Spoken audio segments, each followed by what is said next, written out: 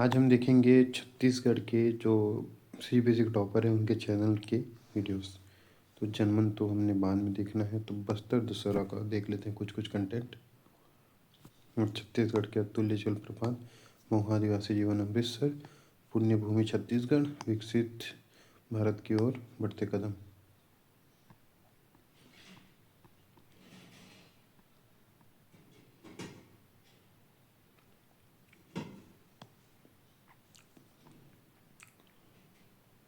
Paper 3 from last year.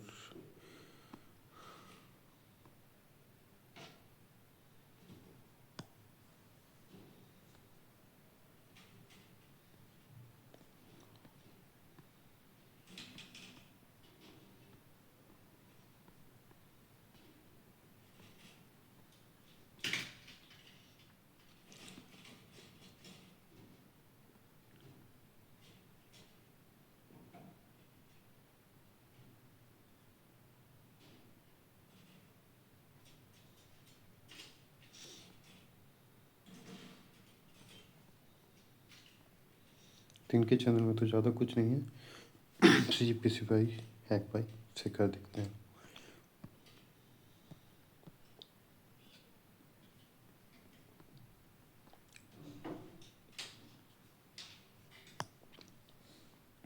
दुनिया का सबसे सस्ता बायोनिक हाथ बनाया।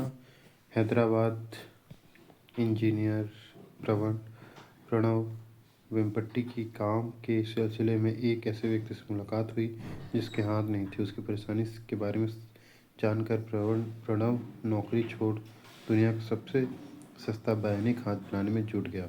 आखिर उसकी मेहनत कामयाब हुई। डॉक्टर कलाम के नाम पर रखा गया यह हाथ कलार्म 3D प्रिंटेड है। 18 तरह की ग्रिप देता है। EMG सेंसर से चलता है और 8 किलो तक वजन उठा सकता है। इसकी कीमत सिर्फ 4 से 6 लाख रुपए है। 27 जिलों के आधार पर निम्न में से किस जिला में लिंगानुपात 1000 से कम है? लिंगानुपात बस्तर में तो है ज़्यादा, सरगुजा सुकमा बेमेतरा में नहीं हो। सुकमा में सबसे कम लिंगानुपात है, 1000 से कम है।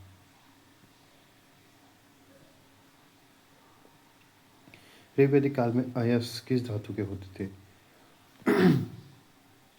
अयस जो है वो ऋग्वैदिक काल में लोहा का नहीं हुआ था, तो ऑप्शन कांसा का सही होगा। कांसा के ऋग्वैदिक काल में अयस कांसा के बने होते थे। दीपावली को यूनेस्को की अमूर्त सांस्कृतिक धरोहर किया घोषित। यूनेस्को ने भारत के प्रमुख पर्व दीपावली को मानवता की अमूर्त सांस्कृतिक धरोहर सूची में शामिल किया है। दिल्ली में लाल किले पर आयोजित यूनेस्को की एक अहम बैठक में यह फैसला लिया गया। यह पहली बार है कि भारत अमूर्त संस्कृति विरासत के संरक्षण के लिए अंतर सरकारी समिति के सत्र की मेजबानी कर रहा है। राम बाजा किस वर्ग का वाद्य यंत्र है? राम बाजा जो है तत्वाद्य यंत्र है जिसमें स्ट्रिंग का प्रयोग होता है। Top 10 earners in India get 58 of national income, bottom half 15. Income inequality index, World Inequality Report 2026. Data like this can be used in mains answer writing to make your answer such.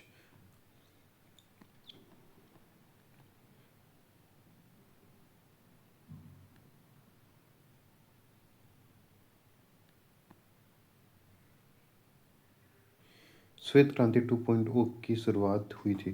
श्वेत क्रांति 2.0 की 19 सितंबर 2024 को। I introduced the National Commission for Men Bill. पंचायती राज व्यवस्था लागू नहीं है, गुजरात में है,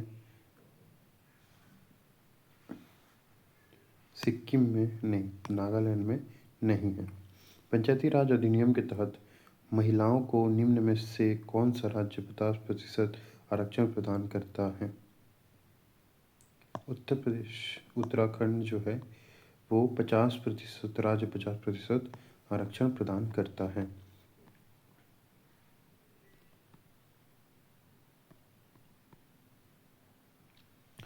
बिलासपुर जिले के कोपरा जलाशय को राज्य का पहला रामसर साइट घोषित किए जाने से मन गर्वित है। बिलासपुर जिले के कोपरा जलाशय को राज्य का पहला रामसर साइट घोषित किया गया। स्वदेश दर्शन 2.0 के अंतर्गत कितने गंतव्य स्थलों को शामिल किया गया? स्वदेश दर्शन में टोटल 52 गंतव्य स्थलों को शामिल किया गया है।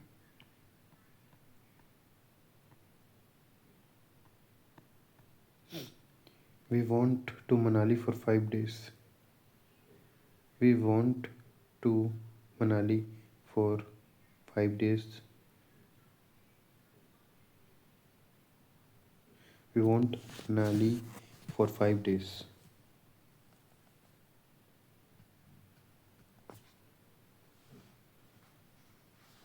In Christmas, on at Christmas, I proposed her on Christmas Day.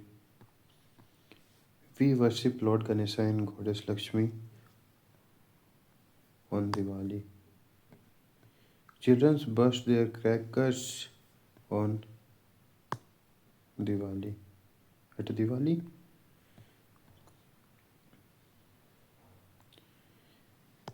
Quiz में है स्पेसिफिक फेस्टिवल स्पेसिफिक में ऑन और whole festival many days at O.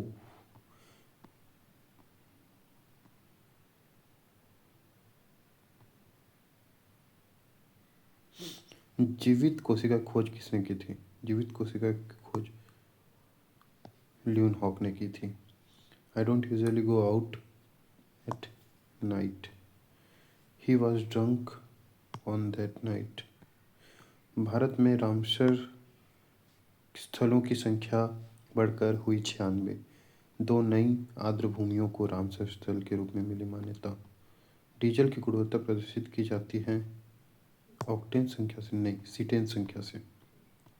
SIR special intensive revision. Special intensive revision is conducted under Section 21(3) of the Representation of the People Act 1950 and empowered by Article 324 of the Constitution, allowing the ECI discretionary power to reserve role as it deems fit. A special intensive reserve is ensure that the name of the eligible citizen are included in the electoral roll, yeah, so as to enable them to exercise their franchise. No eligible ineligible voter is included in the electoral roll, and also they introduce complete transparency in the process of addition or deletion of electors in the electoral roll. Special intensive revision is a comprehensive door-to-door verification and update of electoral rolls undertaken by the Election Commission of India to ensure accurate and error-free voter list. विश्व आर्द्र भूमि नव दिवस कब मनाया जाता है? विश्व आर्द्र भूमि नव दिवस जो है वो 2 फरवरी को मनाया जाता है। राष्ट्रीय विज्ञान दिवस कब मनाया जाता है? राष्ट्रीय विज्ञान दिवस मनाया जाता है 28 फरवरी को। 3 मार्च को मनाया जाता है। 3 मार्च को क्या मनाया जाता है? वन्यजीव दिवस। विश्व वन्यजीव दिवस 3 मार्च को। विश्व वानिकी दिवस कब मनाया जाता है? 22 मार्च। 21 मार्च को विश्व वानिकी दिवस मनाया जाता है। विश्व पृथ्वी दिवस कब मनाया जाता है? 22 अप्रैल को। विश्व पृथ्वी दिवस 22 अप्रैल। विश्व स्वास्थ्य दिवस 7 अप्रैल की थीम क्या थी? 7 अप्रैल 2025 थी। बेहतर जीवन बेहतर भविष्य के लिए खाद नहीं, स्वस्थ शुरुआत असापूर्ण भविष्य। VBG Ramji replaces MNREGA. MNREGA 100 wages employment days. VBG Ramji 125 days employment days. Work scatter across categories, no robust national strategy. Localised planning mandates, Viksit Gram panchayat plan. Centre bears and silk wages cost, states bear State bears unemployment allowance. State cost sharing for wages 60-40 for the most states, 90-10 for certain special category reason. No explicit statutory pause window. States can notify up to 60 days in the financial year when work will not be executed. Wage payment within a stipulated time window. Weekly wages payment mandated for night at most. Gram Panchayat planning is central. Integrated, institutionalized convergence and infrastructure planning. He is coming out of shower. What time did they at reach the hotel? Was time reach the hotel? What time did they arrived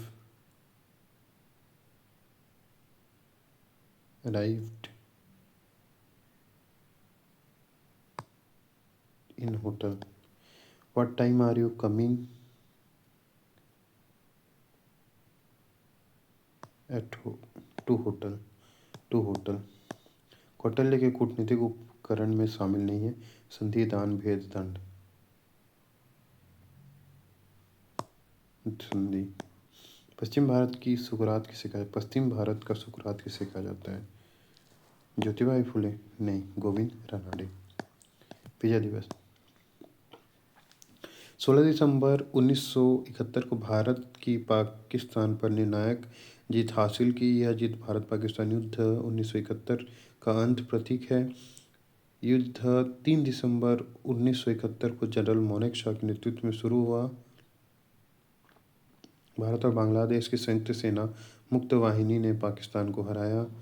पूर्वी पाकिस्तान स्वतंत्र हुआ और एक नया देश बांग्लादेश का निर्माण हुआ। 93,000 से अधिक पाकिस्तानी सैनिकों को ढाका में आत्मसमर्पण कराया गया।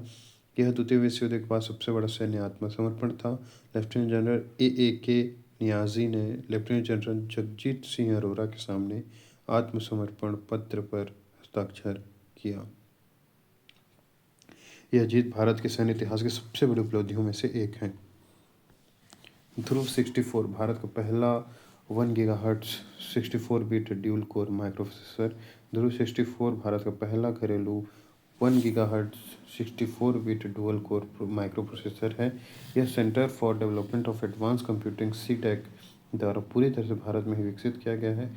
यह उन्नत चिप डिज़ाइन में भारत की आत्मनिर्भरता की दिशा की ओर एक बहुत बड़ी उपलब्धि है। यह processor 5G infrastructure, automatic system, consumer electronics और इंटरनेट ऑफ थिंग्स जैसे क्षेत्रों के लिए उपयुक्त है।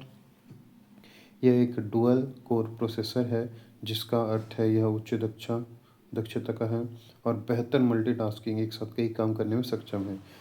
स्वदेशी होने के कारण यह विदेशी प्रोसेसरों की तुलना में अधिक सुरक्षित और विश्वसनीय है, जो रणनीतिक क्षेत्र के लिए महत्वपूर्ण है। इसे डिजिटल इंडिया RISC-V DIR-V कार्यक्रम के तहत डिजाइन किया गया है। यह महत्वपूर्ण डिजिटल बुनियादी ढांचे का समर्थन करता है और आयातित चिप्स पर भारत की निर्भरता को कम करता है। मियाना रेलवे स्टेशन राष्ट्रपति ऊर्जा संरक्षण पुरस्कार 2025 सम्मानित। राष्ट्रपति द्रौपदी मुर्मू ने राष्ट्रीय ऊर्जा संरक्षण दिवस पर मध्य प्रदेश के गुना जिले के मियाना रेलवे स्टेशन राष्ट्रीय ऊर्जा संरक्षण पुरस्कार 2025 से सम्मानित किया। स्टेशन को परिवहन श्रेणी रेलवे स्टेशन में सर्वश्रेष्ठ प्रदर्शन करने वाली इकाई के रूप में मान्यता मिली है। स्टेशन में ऊर्जा बचाने के लिए LED लाइटिंग, BLDC पंखे और स्मार्ट लाइटिंग सिस्टम का प्रभावी ढंग से उपयोग किया गया है। इन उपयोग के माध्यम से स्टेशन ने 4,687 यूनिट बिजली की महत्वपूर्ण बचत की है। यह पुरस्कार ऊर्जा दक्षता ब्यूरो BEE द्वारा ऊर्जा संरक्षण में उत्कृष्ट प्रयासों को मान्यता देने के लिए दिया जाता है। यह सम्मान ऊर्जा बचत और पर्यावरण के अनुकूल संचालन के लिए भारतीय रेल के लिए मजबूत फोकस को दर्शाता है। मियाना रेलवे स्टेशन प्रभावी क्रियान्वयन और सतत विकास के एक मॉडल के रूप में उभरा है।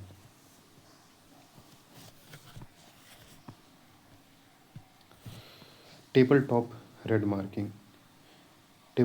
मार्किंग भारतीय राष्ट्रीय राजमार्ग प्राधिकरण NHAI ने वन्यजीवों और सड़क सुरक्षा के लिए अभिनव सुरक्षा पहल शुरू की है। यह पहल मध्य प्रदेश के वीरांगना दुर्गावती टाइगर रिजर्व से गुजरने वाले एक राष्ट्रीय राजमार्ग खंड पर लागू की गई है। यह मार्किंग 5 मिलीमीटर मोटी गर्म थर्मोप्लास्टिक की लाल सतह की परत है जो सड़क के ऊपर बिछाई जाती है। यह चमकीला लाल रंग ड्राइवरों को तुरंत सचेत कर देता है कि वन्यजीव संवेदनशील क्षेत्र में प्रवेश कर रहे हैं।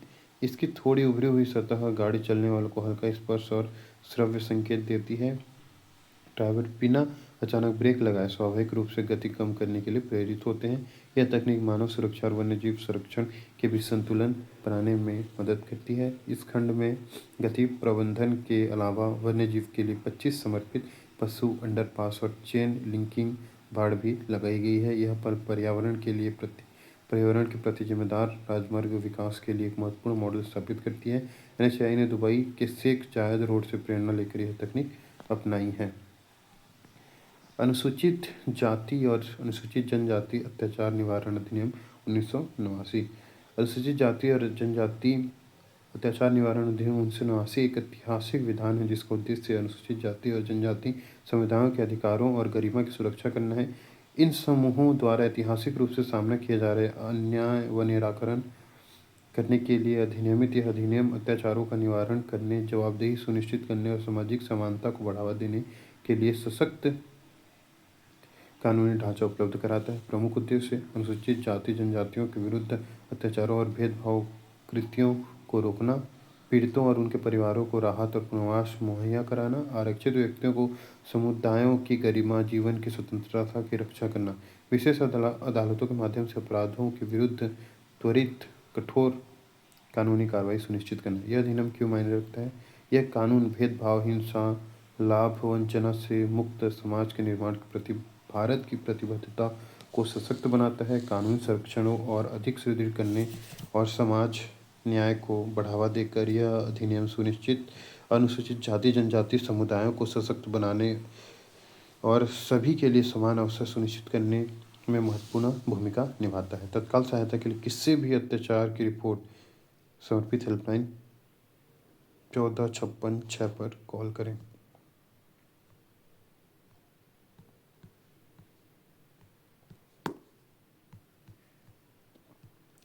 आजीविका और उद्यम के लिए हाशिए पर बड़े व्यक्तियों के लिए सहायता स्माइल भिक्षावृत्ति दृष्टिकोण और कार्यनीति। इस योजना का उद्देश्य भिक्षावृत्ति से लिप्त व्यक्तियों के लिए व्यापक सेवाएं उपलब्ध कराना है। प्रमुख सेवाओं में जागरूकता सृजन, पहचान, पुनर्वास, चिकित्सा सुविधाएं, परामर्श, शिक्षा और कौशल विकास शामिल है। लाभार्थी के लिए दीर्घ अवस्था में बंदोबस्त करने और दीर्घकालिक सहायता पर फोकस किया जाता है। इसका क्रियान्वयन राज्य सरकारों, संघ राज्य क्षेत्रों, स्थानीय शहरी निकायों, शैक्षिक और अन्य संगठनों द्वारा किया जाता है। अभिज्ञात व्यक्तियों को पहचान पत्र मिलेगा जिसमें उन्हें विभिन्न सरकारी कल्याणकारी योजनाओं का लाभ देने में मदद मिलेगी। श्री राजकुमार गोयल को आज केंद्रीय सूचना आयोग में मुख्य सूचना आयुक्त नियुक्त किया गया। श्री राजकुमार गोयल को उन्होंने आज अपना पदभार ग्रहण किया।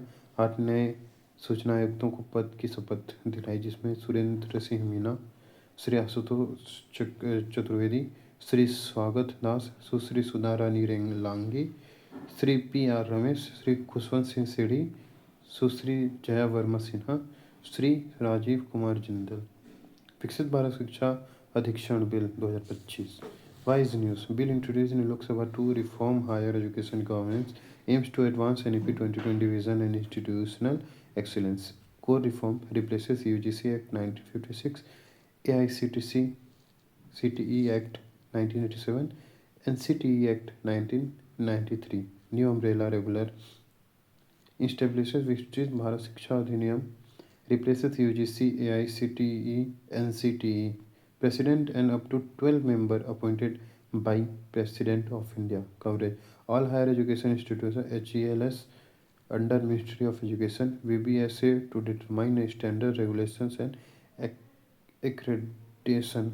3 council under BBSA.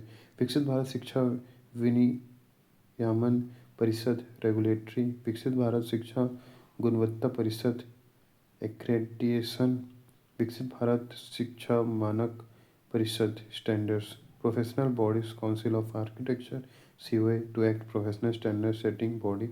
PSSB under NEP. Funding provision. Funding to centrally funded HES kept outside VBS's purview. Informants power. Penalties from 10 lakh to 2 crore for regulatory violations. Most important for paper 7 part 3. मानव शरीर में सर्वाधिक मात्रा में कौन सा तत्व पाया जाता है? सर्वाधिक मात्रा में ऑक्सीजन पाया जाता है. कास्टिक सोडा का सूत्र है. कास्टिक सोडा का सूत्र है NaOH. पंचायती राज व्यवस्था के अंतर्गत आने वाला शिक्षा, स्वास्थ्य एवं समाज कल्याण नामक स्थायी समिति की बैठकों की अध्यक्षता कौन करता है? सरपंच करता है. इस समिति का प्रदेश सभापति उप सरपंच होता है. स्थायी समितियों की बैठक की अध्यक्षता सरपंच करता है. सौभाग्य योजना का संबंध किससे है? सौभाग्य योजना का संबंध ऊर्जा से है. रागी का विलोम होता है. रागी का विलोम वैरागी, विरागी, बैरागी, बैरागी, वैरागी, बिरागी होता है. Gen Z post office IT Bhilai. Tamil Nadu के वरिष्ठ IAS अधिकारी सुप्रिया साहू को संयुक्त राष्ट्र की सर्वोच्च पर्यावरण सम्मान champion of the earth award दिया गया. यह अवार्ड UNEP द्वारा नैरोबी में आयोजित हुआ था. वरिष्ठ अधिकारी सुप्रिया साहू. सर्वोच्च पर्यावरण सम्मान. तमिलनाडु के वरिष्ठ IAS अधिकारी सुप्रिया साहू को संयुक्त राष्ट्र का सर्वोच्च सम्मान champions of the earth award दिया गया. यह अवार्ड UNEP द्वारा नैरोबी केन्या में आयोजित हुआ था. वर्ष 1930 में कांग्रेस के वार्षिक अधिवेशन के अध्यक्ष रहे. वर्ष 1930 में कांग्रेस के वार्षिक अधिवेशन के अध्यक्ष रहे. 1930 में मोतीलाल नेहरू नहीं. कौन? उपयुक्त में से कोई नहीं. कौन था?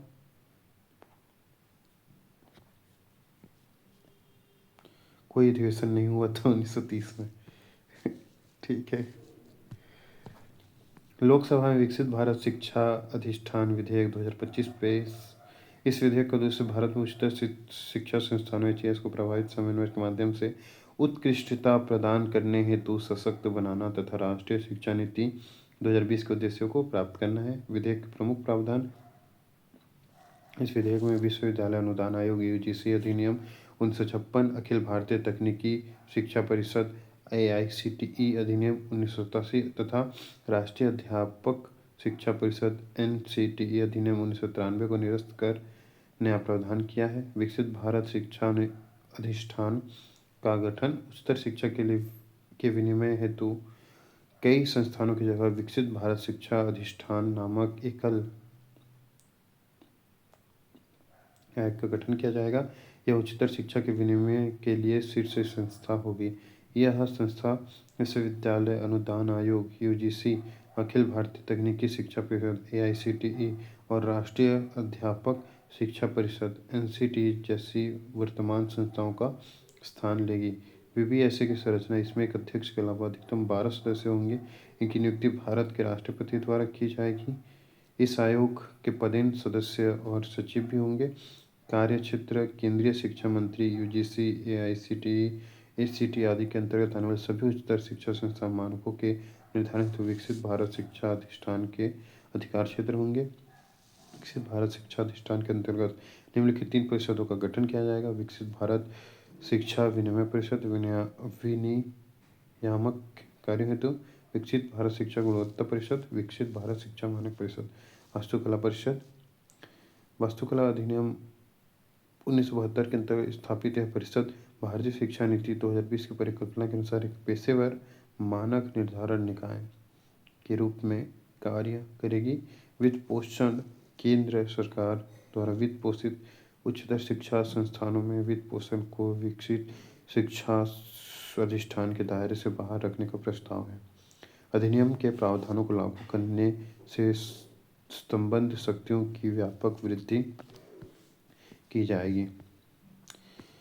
1939 के त्रिपुरी अधिवेशन में सुभाष चंद्र बोस के त्याग पश्चात अध्यक्ष बने. सुभाष चंद्र बोस के त्याग पश्चात अध्यक्ष कौन बने? पट्टाभी नहीं, राजेंद्र प्रसाद।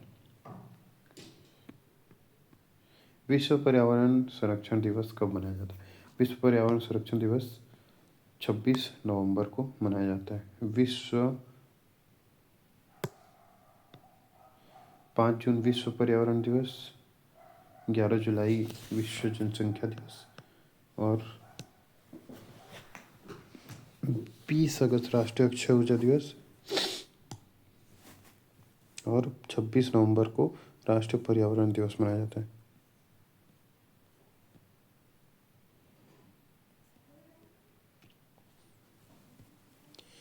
शांति bill 2025 sustainable harnessing and advancement of the nuclear energy for transforming India aim to initiative private sector to into nuclear power. सबका बीमा सबकी रक्षा bill 2025 aims to allow 100% FDI to insurance sector for better penetration of insurance services. Life insurance at present has coverage over less than 10% of rural India. गुरु घासीदास जयंती की हार्दिक बधाई। गुरु घासीदास पूरा नाम गुरु घासीदास, जन्म 18 दिसंबर 1756 में। जन्म स्थान किरातपुरी छत्तीसगढ़। पिता का नाम महंगू दास, माता का नाम अमृतिन देवी। पंथ संप्रदाय सतनाम पंथ। मुख्य सिद्धांत सत्य ही ईश्वर है, मनखे मनखे एक समान। Access to electricity fundamental right under article 21 Delhi high court. जिसका भी दुख हुआ ना जाने क्यों कंपटीशन।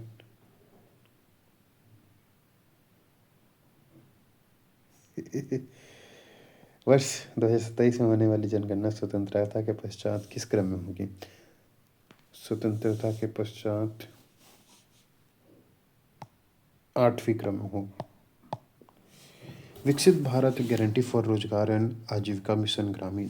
विकसित भारत वेबी ग्रामीण फॉर रोजगार वीपीजी ग्रामीण फॉर रोजगार एंड आजीविका मिशन, रोजगार एंड आजीविका मिशन ग्रामीण। इन कार्यों पर फोकस होगा। कृषि बाजार भंडारण, कौशल विकास केंद्र, मत्स्य पालन, पशुपालन, सर्कुलर इकोनॉमी मॉडल से जुड़ी उत्पादक परिसंपत्तियां। विकसित भारत गारंटी फॉर रोजगार एंड आजीविका मिशन वीबीजी रामजी। विकसित भारत रामजी बिल।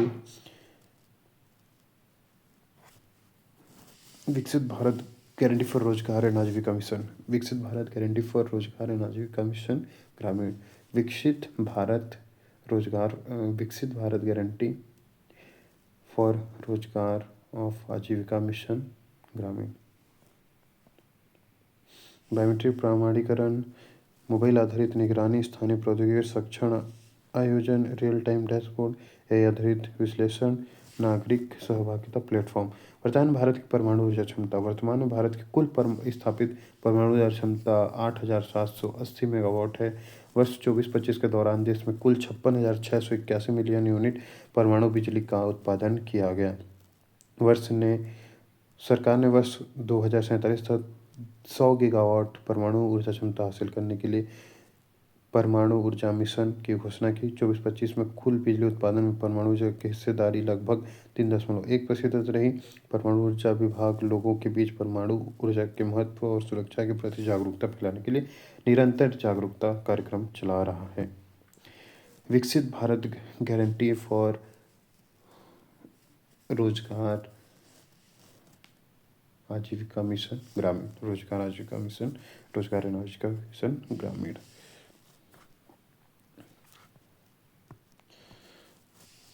जल में वायु बुलबुला किस लेंस की भांति कार्य करता है? जल में वायु बुलबुला कॉन्वेक्स उत्तल लेंस की द्वि अवतल लेंस की तरह काम करता है। एक ट्रेन और एक साइकिल जिसकी गति जो समान है को रोकने के लिए समान अवरोधों पर लगाया जाए तो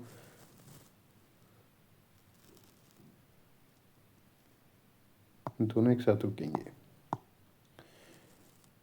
ध्वनि की चाल सर्वाधिक होती है। ध्वनि की चाल सर्वाधिक होती है ठोस में। ध्वनि की चाल माध्यम में घनत्व होती है। ध्वनि की चाल माध्यम के घनत्व की समानुपाती व्युत्क्रमानुपाती होती है।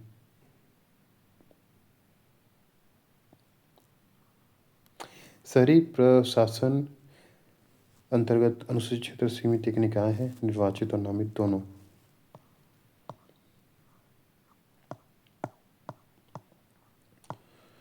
प्रधानमंत्री मत्स्य संपदा योजना।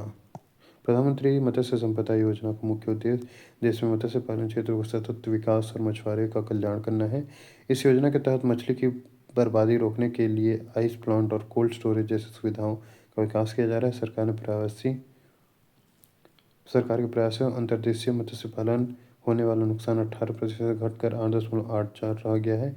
इस योजना के अंतर्गत 100 तटीय गांवों और जलवायु अनुकूल मछुआरा गांव के रूप में विकसित करने की पहल है। इस गांव में विकास के लिए सरकार ने 190 करोड़ रुपए की लागत लगाई है। सभागार पहल। सभागार पंचायती राज मंत्रालय द्वारा शुरू किया गया यही सक्षम वॉइस टू टेक्स्ट मीटिंग सारांश टूल है। इस पहल का आरंभ 14 अगस्त 2025 को किया गया था ताकि ग्राम सभा की बैठकों का डिजिटल रिकॉर्ड रखा जा सके। यह टूल ग्राम पंचायतों और सभा की बैठकों के दौरान होने वाली चर्चाओं को स्वचालित रूप से लिखित सारांश में बदल देगा। ठीक है। विकसित भारत रोजगार एवं आजीविका गारंटी मिशन ग्रामीण। मिशन शक्ति नारी सुरक्षा, नारी सम्मान, नारी स्वावलंबन पर है। चोराहो द्वीप मैंग्रोव वन, मोडावी नदी, गोवा में।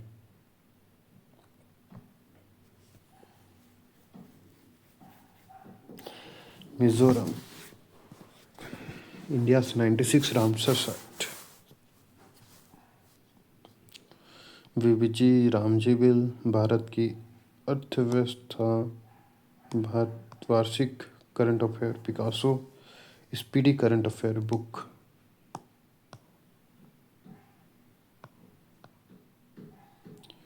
रिस्पॉन्ड बास्केट 2025 क्या है? रिस्पॉन्ड बास्केट 2025 इसरो तथा अंतरिक्ष विभाग के अंतर्गत विभिन्न केंद्रों में चिन्हित मिशन उन्मुख संसाधन अनुसंधान समस्या विवरणों का एक संकलन है। ये समस्या विवरण इसरो की तत्काल परिचालन आवश्यकताओं और दीर्घकालिक अनुसंधान एवं विकास प्राथमिकताओं से सीधे जुड़े हुए हैं।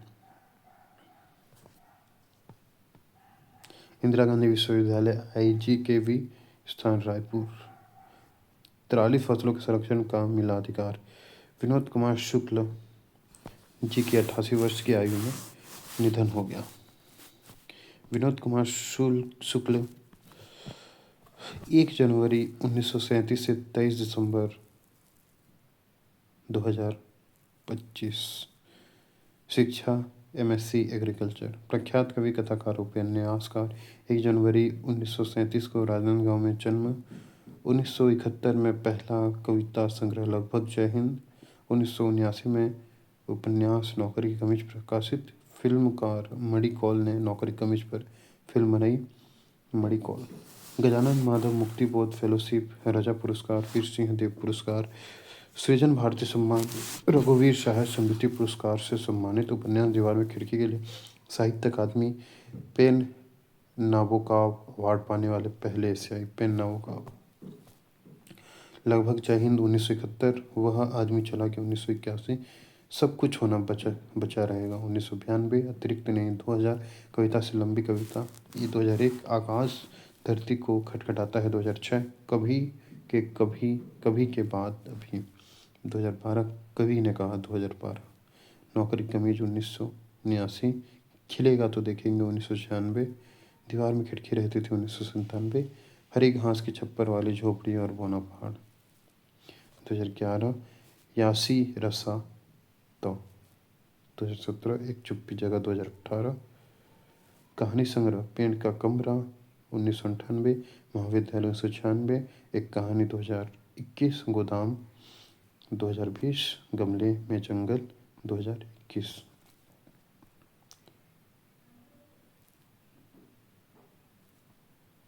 देशों में 1 लाख से कम आने वाले शहरों का भी मास्टर प्लान होगा। केंद्र में मृत मिशन योजना 2002.0 के लिए जगह। पश्चिमी तट भारत के प्रमुख बंदरगाह कांडला गुजरात। मुंबई बंदरगाह महाराष्ट्र। जवाहरलाल नेहरू बंदरगाह महाराष्ट्र। भारत का सबसे बड़ा कंटेनर बंदरगाह मुर्मुगांव गोवा। न्यू मंगलुरु कर्नाटक। कोच्चि केरल। पूर्वी तट चेन्नई। एन्नोर तमिलनाडु। विशाखापट्टनम आंध्र प्रदेश। पारादीप उड़ीसा। हल्दिया पश्चिम बंगाल। कोलकाता पश्चिम बंगाल।